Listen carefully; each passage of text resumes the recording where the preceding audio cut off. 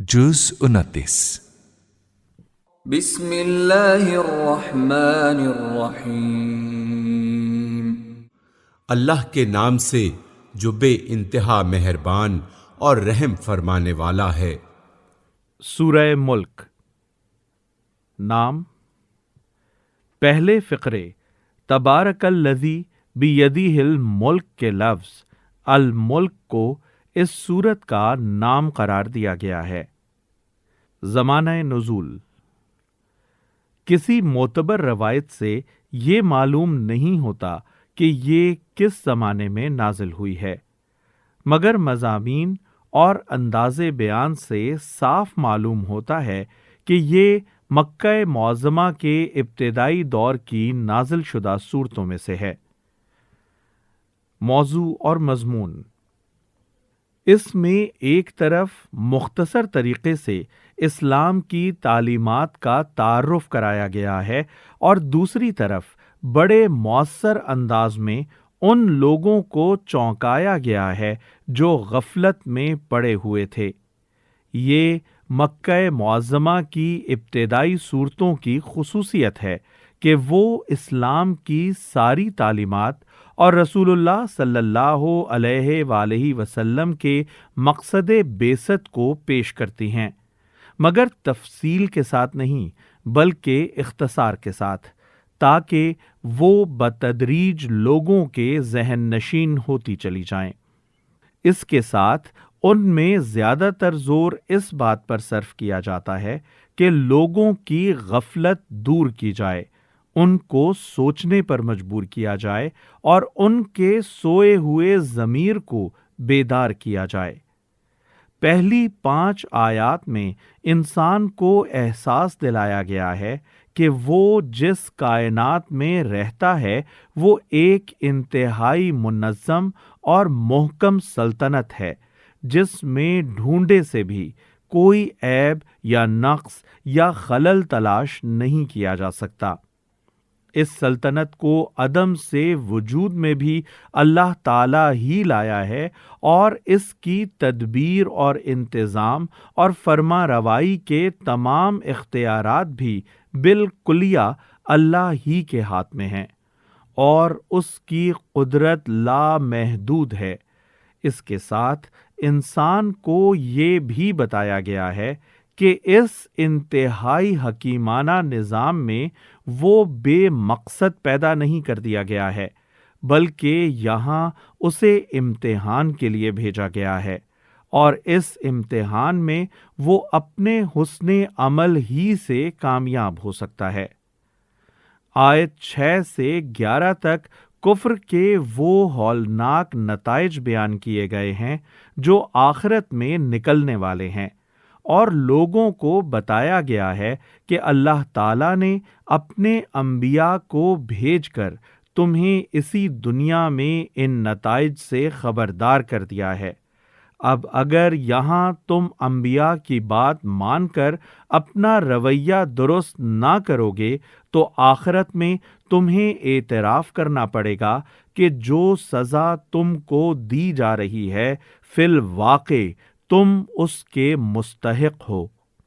آیت 12 سے 14 تک یہ حقیقت ذہن نشین کرائی گئی ہے کہ خالق اپنی مخلوق سے بے خبر نہیں ہو سکتا، وہ تمہاری ہر کھلی اور چھپی بات حتیٰ کہ تمہارے دل کے خیالات تک سے واقف ہے۔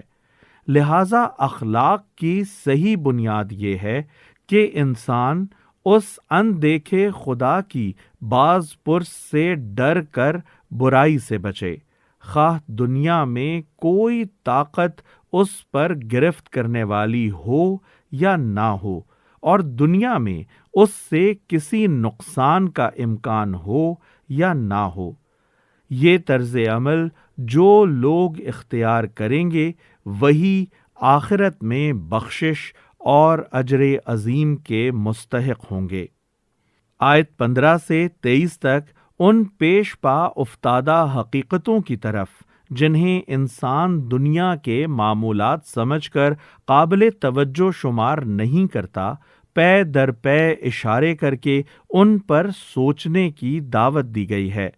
فرمایا گیا ہے کہ اس زمین کو دیکھو جس پر تم اطمینان سے چل پھر رہے ہو اور جس سے اپنا رزق حاصل کر رہے ہو، خدا ہی نے اسے تمہارے لیے تابع کر رکھا ہے، ورنہ کسی وقت بھی اس زمین میں ایسا زلزلہ آ سکتا ہے کہ تم پیوند خاک ہو جاؤ، یا ہوا کا ایسا طوفان آ سکتا ہے جو تمہیں تہس نہس کر کے رکھ دے۔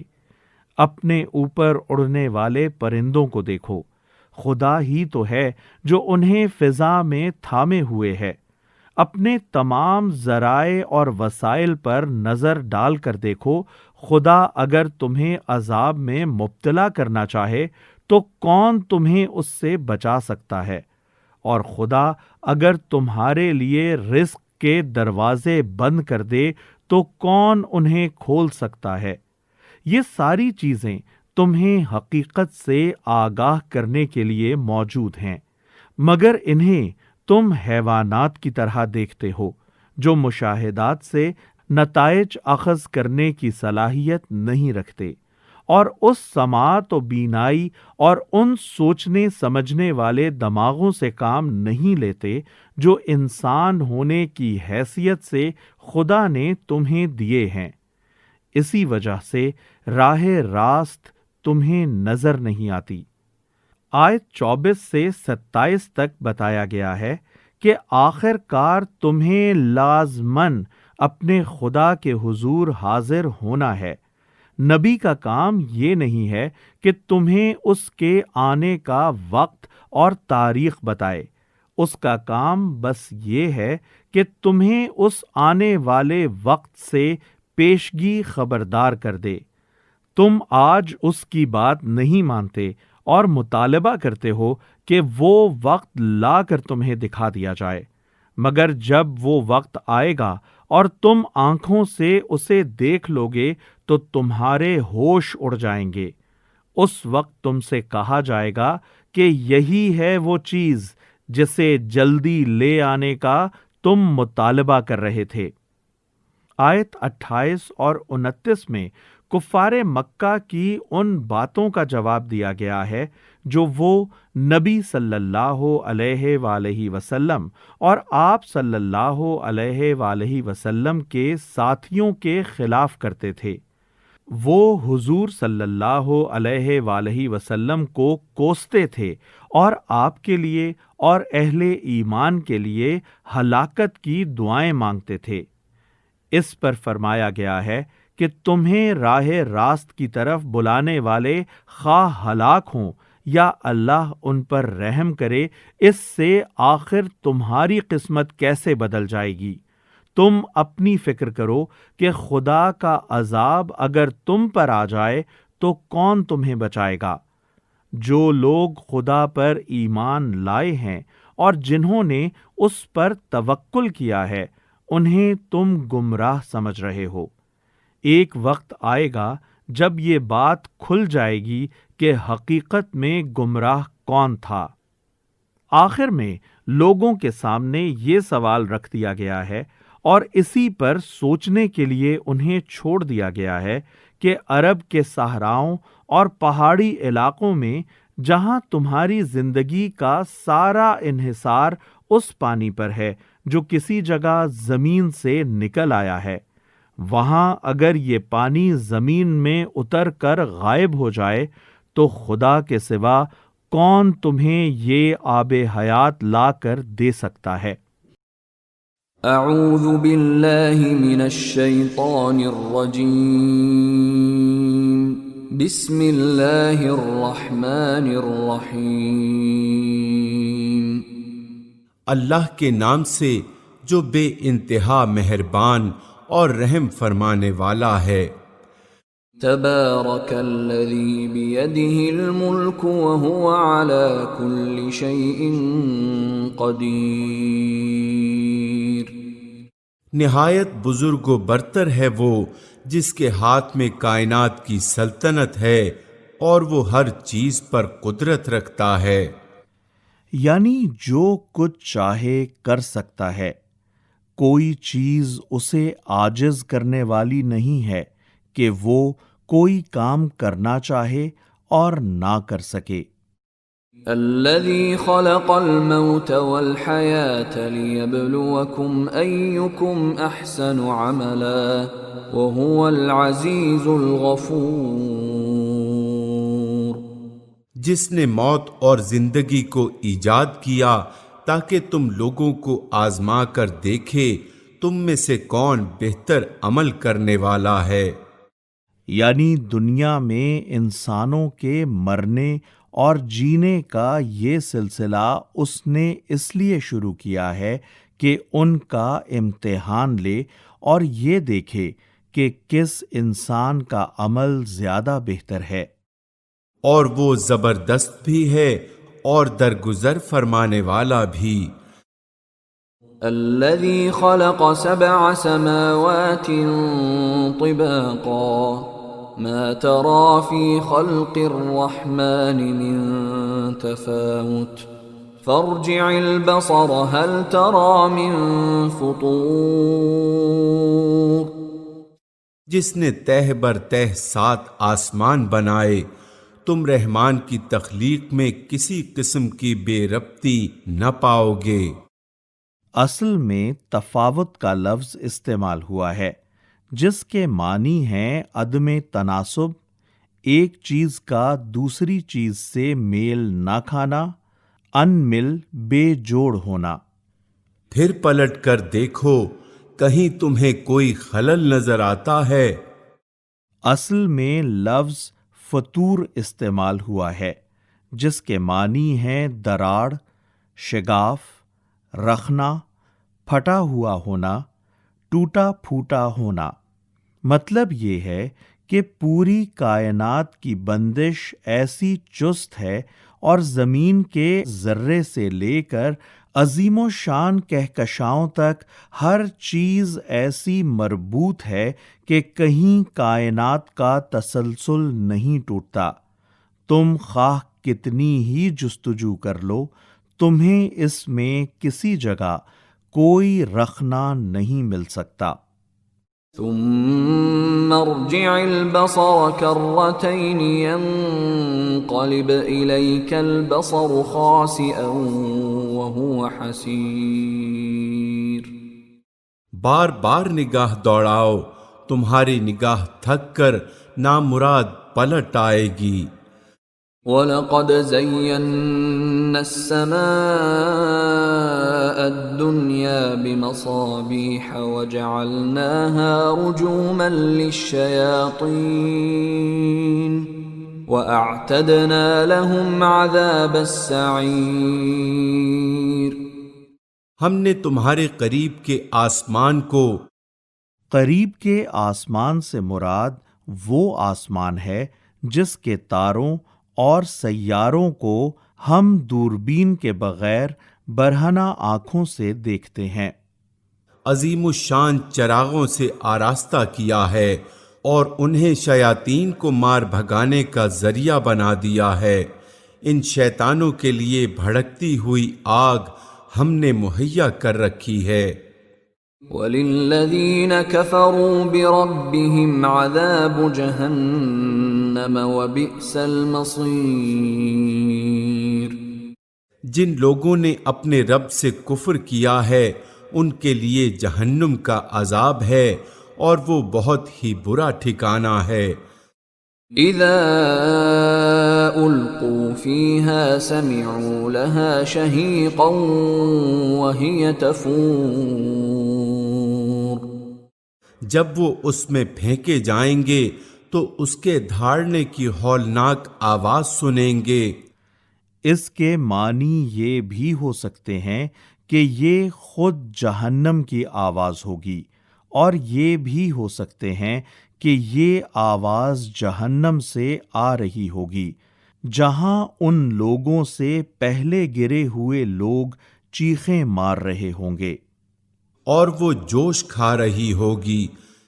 تکاد تمیز من الغیظ كلما ألقي فيها فوج سألهم خزنتها ألم يأتكم نذير.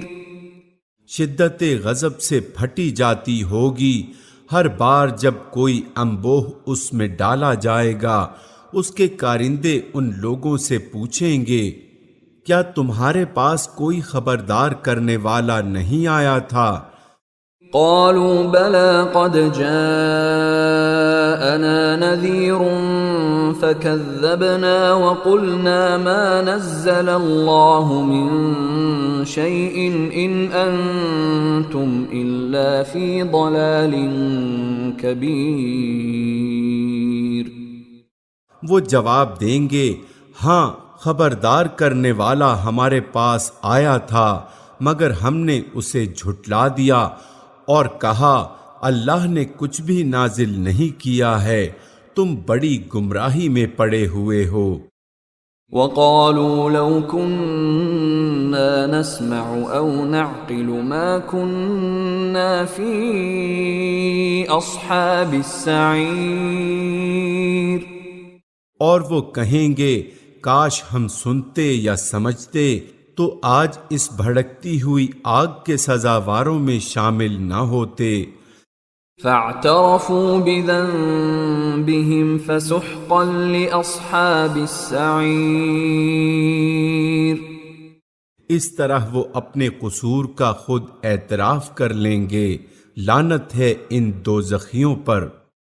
ان الذين يخشون ربهم بالغيب لهم مغفرة واجر كبير.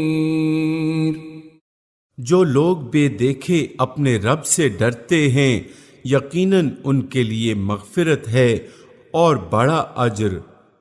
وَأَسِرُّوا قَوْلَكُمْ أَوْ اجْهَرُوا بِهِ إِنَّهُ عَلِيمٌ بِذَاتِ الصُّدُورِ. تم خواہ چپکے سے بات کرو یا اونچی آواز میں، اللہ کے لیے یکساں ہے، وہ تو دلوں کا حال تک جانتا ہے. أَلَا يَعْلَمُ مَنْ خَلَقَ وَهُوَ اللَّطِيفُ الْخَبِيرُ. کیا وہی نہ جانے گا جس نے پیدا کیا ہے؟ دوسرا ترجمہ یہ بھی ہو سکتا ہے کہ کیا وہ اپنی مخلوق ہی کو نہ جانے گا؟ حالانکہ وہ باریک بین اور باخبر ہے. هو الذي جعل لكم الأرض ذلولا فامشوا في مناكبها وكلوا من رزقه وإليه النشور.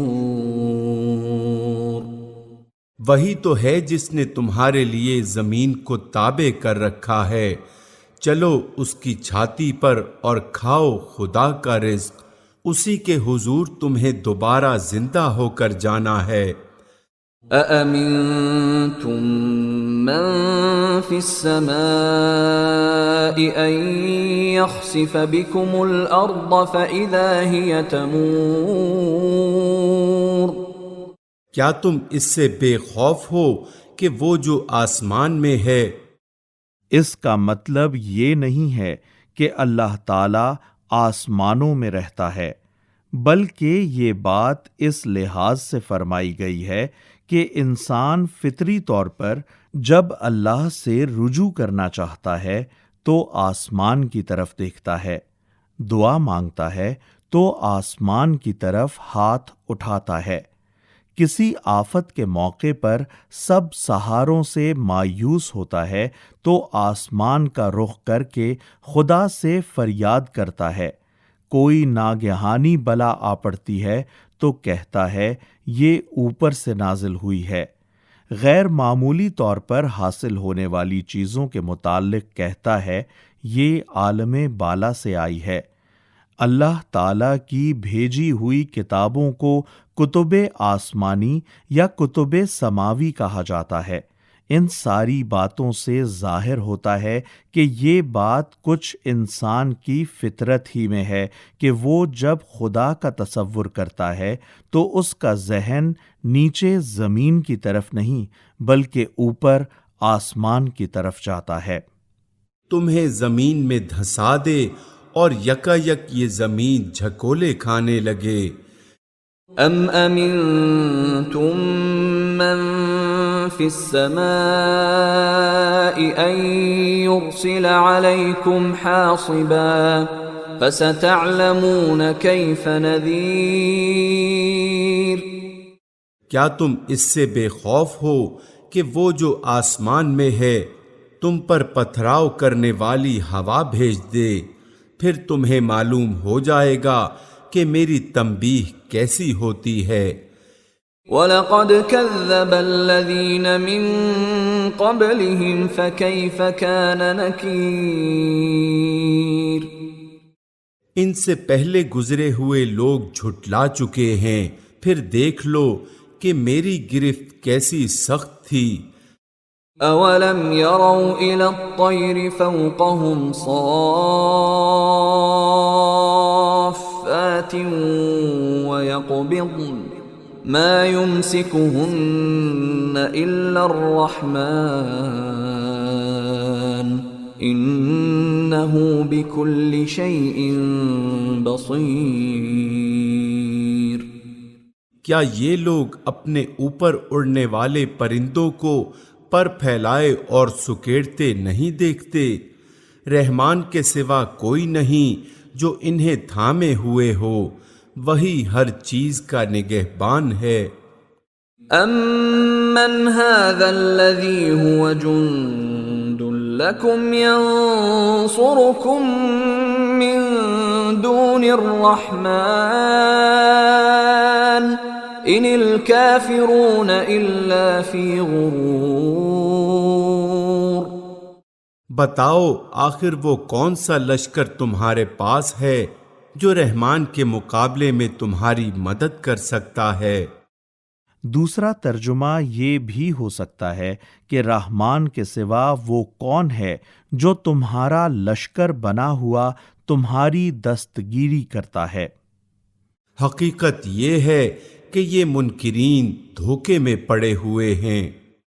أَمَّنْ هَذَا الَّذِي يَرْزُقُكُمْ إِنْ أَمْسَكَ رِزْقَهُ بَلْ لَجُّوا فِي عُتُوٍّ وَنُفُورٍ۔ یا پھر بتاؤ کون ہے جو تمہیں رزق دے سکتا ہے اگر رحمان اپنا رزق روک لے؟ دراصل یہ لوگ سرکشی اور حق سے گریز پر اڑے ہوئے ہیں۔ أَفَمَن يَمْشِي مُكِبًّا عَلَى وَجْهِهِ أَهْدَىٰ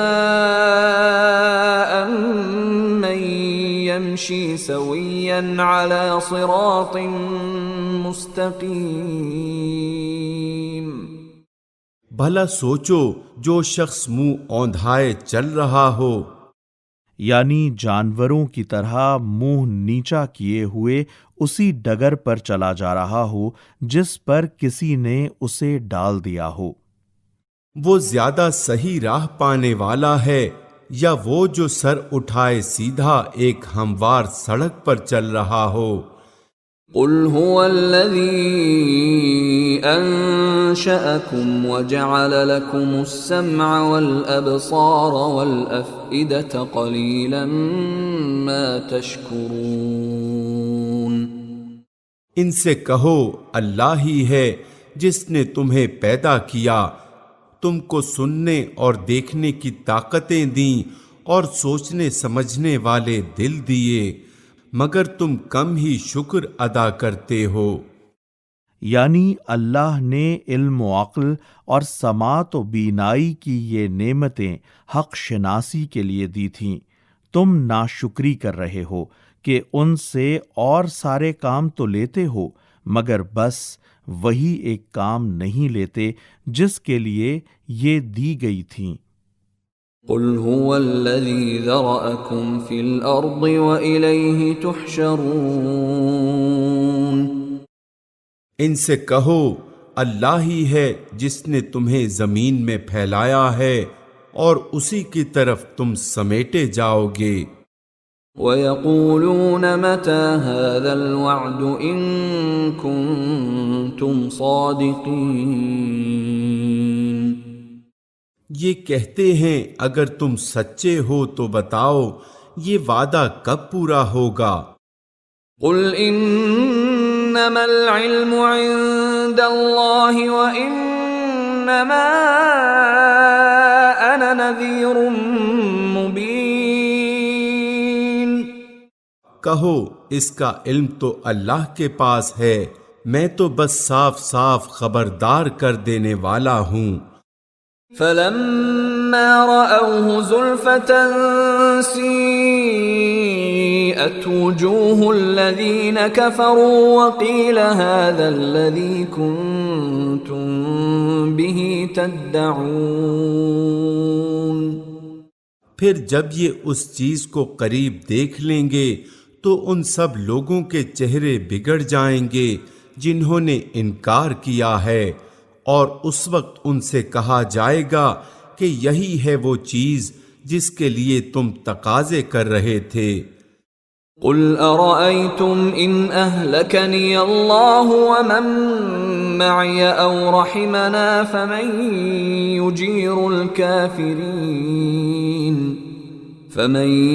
يُجِيرُ الْكَافِرِينَ مِنْ عَذَابٍ أَلِيمٍ۔ ان سے کہو کبھی تم نے یہ بھی سوچا کہ اللہ خواہ مجھے اور میرے ساتھیوں کو ہلاک کر دے یا ہم پر رحم کرے، کافروں کو دردناک عذاب سے کون بچا لے گا؟ مکہ معظمہ میں جب رسول اللہ صلی اللہ علیہ وآلہ وسلم کی دعوت کا آغاز ہوا اور قریش کے مختلف خاندانوں سے تعلق رکھنے والے افراد نے اسلام قبول کرنا شروع کر دیا تو گھر گھر حضور صلی اللہ علیہ وآلہ وسلم اور آپ کے ساتھیوں کو بددعائیں دی جانے لگیں، جادو ٹونے کیے جانے لگے تاکہ آپ ہلاک ہو جائیں، حتیٰ کہ قتل کے منصوبے بھی سوچے جانے لگے۔ اس پر یہ فرمایا گیا کہ ان سے کہو خواہ ہم ہلاک ہوں یا خدا کے فضل سے زندہ رہیں، اس سے تمہیں کیا حاصل ہوگا؟ تم اپنی فکر کرو کہ خدا کے عذاب سے تم کیسے بچو گے؟ قُلْ هُوَ الرَّحْمَنُ آمَنَّا بِهِ وَعَلَيْهِ تَوَكَّلْنَا فَسَتَعْلَمُونَ مَنْ هُوَ فِي ضَلَالٍ مُبِينٍ۔